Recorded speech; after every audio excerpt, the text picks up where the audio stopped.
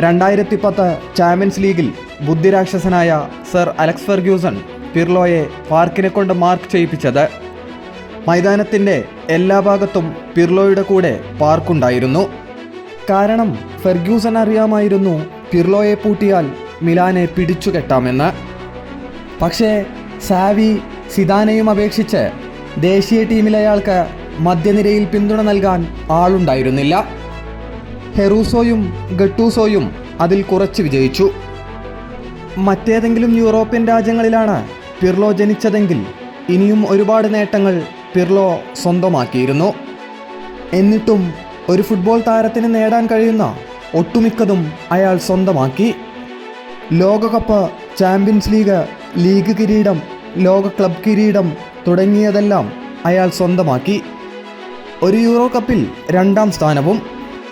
Career മുഴുവൻ ഒരേ ഫോമിൽ കളിച്ച ചുരുക്കം ചില കളിക്കാരിൽ ഒരാളായ പിർലോ ഇറ്റാലിയൻ ക്ലബ്ബുകളായ Inter Milan, AC Milan, Juventus തുടങ്ങിയ ക്ലബ്ബുകൾക്ക് വേണ്ടി ബൂട്ട് കെട്ടിയ പിർലോ അതേ യുവൻറ്റസ് ടീമിൻ്റെ മുഖ്യ പരിശീലകനായും പ്രവർത്തിച്ചു.